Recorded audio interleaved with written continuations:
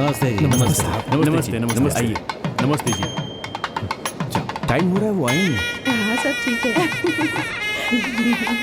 नमस्ते। आइए आइए। नमस्ते नमस्ते। नमस्ते। कैसी हो? हाय कैसी हो?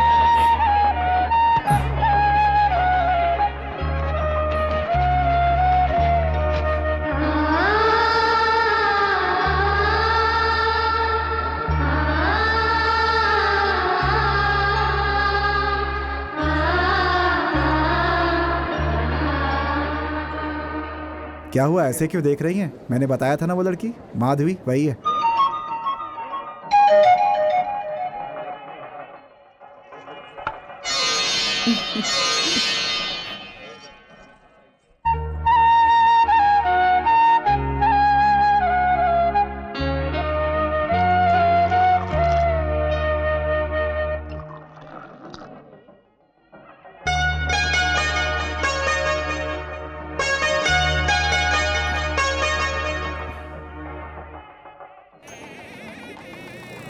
हाँ भाई,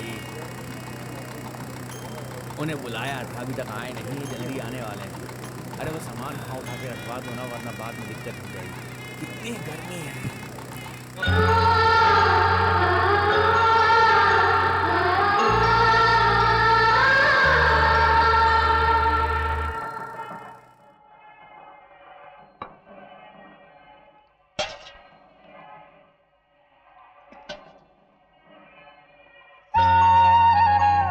बस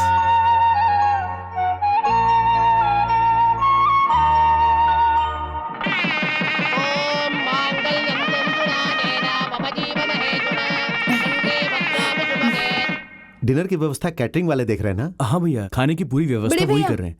ये मेरे पति की बहन है। हमारी शादी के समय अमेरिका में थी। आपसे परिचय कराने के लिए लेकर आई हूँ। ओ ये मेरे बड़े भैया हैं, डॉक्टर हैं। नमस्ते भैया। नमस्ते। ये मेरे छोटे भैया हैं, इंजीनियर। नमस्ते भैया। नमस्ते। ए भानु, ये लड़की हमारे माधवी की मेहमान है, इन्हें ठंडा दो, आप लोग बातें कीजिए। वैसे भाभी, ये कौन है? आपने परिचय नहीं करवाया। ये कोई वीआईपी नहीं है जो मैं इनका परिचय करवाऊं।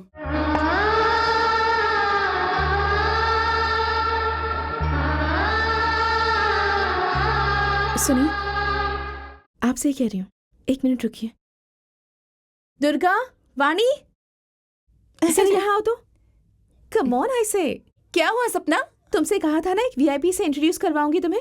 यही हैं भानुप्रसाद जी, इस घर के छोटे बेटे। नमस्ते। नमस्ते। देखने में तो बहुत ही सिंपल है ये, लेकिन मामूली इंसान मत समझना। शब्दों में बता नहीं सकते, इतने महान है ये। हम किसी को चिल्लर भीख में देते हैं या फिर खाना भीख में देते हैं, लेकिन इन्होंने कई लोगों को उनकी जिंदगियां भीख में दे दी।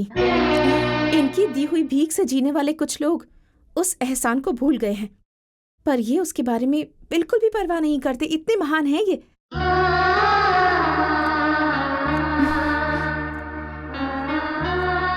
चलो चलते हैं।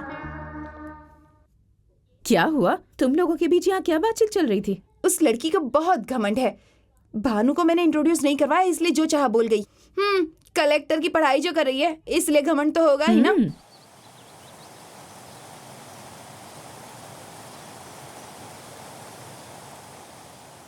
कुछ जरूरी बात करनी थी ना, तो यहाँ पर ऐसे चुपचाप क्यों खड़ी हैं? एक नहीं, 2 जरूरी विषय पर बात करनी थी। पहली बात, आज के बाद आप मुझे आप नहीं कहेंगे, तुम कहकर बुलाएंगे। दूसरा? वो कैसे शुरू करूं, समझ में नहीं आ रहा। अभी जैसे कहा वैसे ही कह दो। आप मुझसे शादी करेंगे क्या? मैं सच में पूछ रही हूँ। आप मुझे बहुत पसंद है, इसलिए आपके साथ ही पूरी जिंदगी बितानी है, ऐसा मैंने डिसाइड किया है। घर में तुम्हारे माता पिता राह देख रहे होंगे, चलो। मैंने जो पूछा उसका जवाब ही नहीं दिया आपने। जो हो नहीं सकता उस विषय पे बात करना बेकार है। क्यों नहीं हो सकता? पढ़ाई करके डिग्री लेने वाली आप कहाँ, पढ़ाई न करने वाला अनपढ़ मैं कहाँ। अपने बराबर के किसी लड़के को देखकर शादी कर लीजिए। पढ़ाई और डिग्री को देखकर इम्पोर्टेंस देने के लिए प्यार कोई एम्प्लॉयमेंट एक्सचेंज नहीं है। वो तो इंसान का मन देखता है, और आपका मन इतना साफ है जितना किसी डिग्री वाले का भी नहीं होगा। किसी पढ़े लिखे इंसान के साथ जिंदगी बिताने से अच्छा है किसी ऐसे इंसान के साथ बिताना जिसे आप पसंद करते हैं, भले वो अनपढ़ हो। आपकी जैसी बात करनी मुझे नहीं आती, लेकिन आपकी मेरी जोड़ी सही नहीं है, ये मैं यकीन से कह सकता हूँ। मुझे माफ कर दीजिए। तो यही आपका जवाब है? हाँ जी। नहीं, आपके मन में शायद कोई और बात है, आप छिपा रहे हैं। मेरे मन में कुछ नहीं है, और होगा तो भी छुपाने की जरूरत नहीं है।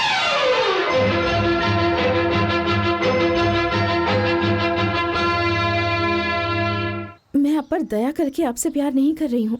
एक लड़की जो आपको ठुकरा कर चली गई, उसके बाद भी उसके खुश रहने की जिम्मेदारी आपने अपने आप पर ले ली। उस सच्चे दिल को देखकर मैंने आपसे प्यार किया। मैंने इससे पहले एक लड़की से प्यार किया है, अब किसी और को कैसे कर सकता हूँ ये मत सोचिए। दिल से दिल मिलता है तब प्यार होता है। जिस लड़की के पास दिल ही नहीं है, उसके प्यार में पूरी जिंदगी बिता देना, उससे बड़ी गलती कुछ नहीं हो सकती। नहीं जी, अभी तक कुत्तों के साथ जैसे वक्त बिताते हैं, वैसा ही तुम्हारे साथ मैंने बिताया। ऐसा जब उसने कहा ना, तभी वो मेरे दिल से चली गई थी। उसकी यादें मेरे अंदर से चली गई, पर उसका दिया हुआ घाव नहीं गया। मरहम लगाने से कैसा भी घाव हो ठीक हो जाता है। वो मरहम मैं हूँ, ऐसा क्यों नहीं समझते आप? आपने माधवी को अपनी जान से ज्यादा प्यार किया, पर वो आपके प्यार को समझ ही नहीं पाई और आपको ठुकरा कर चली गई, आपकी जिंदगी उदास कर गई। आज मैं आपसे जान से भी ज्यादा प्यार करती हूँ। आप अनजाने में इस सच्चे प्यार को माधवी की तरह ठुकराइए मत। बहुत सोच समझकर मैंने ये डिसाइड किया है। कल इसी समय पर मैं यहाँ आऊंगी। अब आपके फैसले पर ही मेरी पूरी जिंदगी निर्भर है। चलती हूँ।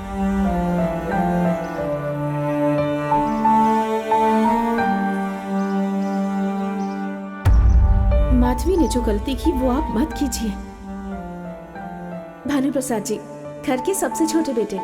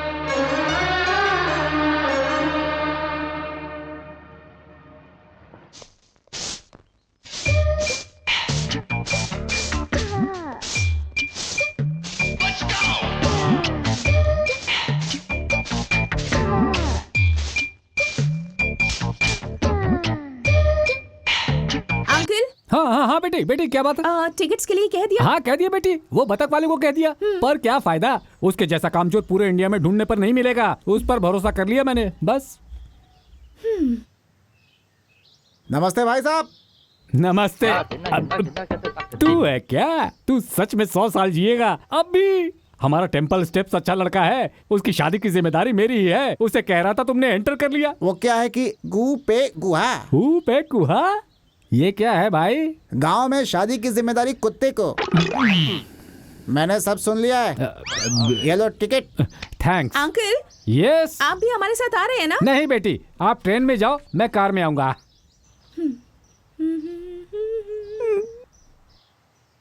तो फिर मैं चलता हूँ भाई साहब। टाटा, सी यू, गुड बाय। तुम्हारे अंदर सेंटिमेंट्स तो कूट कूट के भरे हुए हैं। ये आंसू मैं जा रहा हूँ इसलिए है क्या? नहीं भाई साहब, आपसे पहले आपका हाथ या पैर चला जाएगा इसलिए। आज 16 तारीख है। कल 15 थी तो आज 16 ही होगी ना। वैसे भी कोई संबंध नहीं है तुम्हारी बातों में। संबंध कैसे नहीं है, क्या बताऊं मैं? आप भूल गए क्या? You remember? आपने कहा था हमारे गांव की ऐश्वर्या राय मंगम्मा, उसका पति मैन कटर, कल जेल से छूट कर वापस आ रहा है। आप संभल कर जाइएगा भाई साहब। भगवान।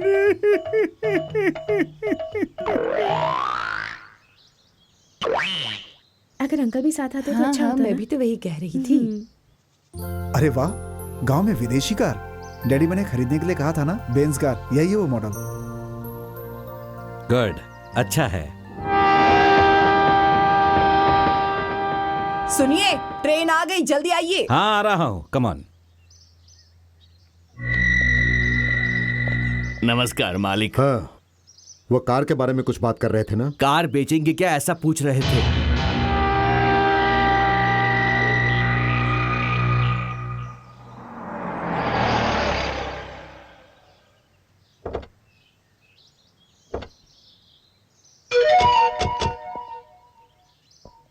वाह वॉचमैन, सर, ये कार यहाँ कैसे आई?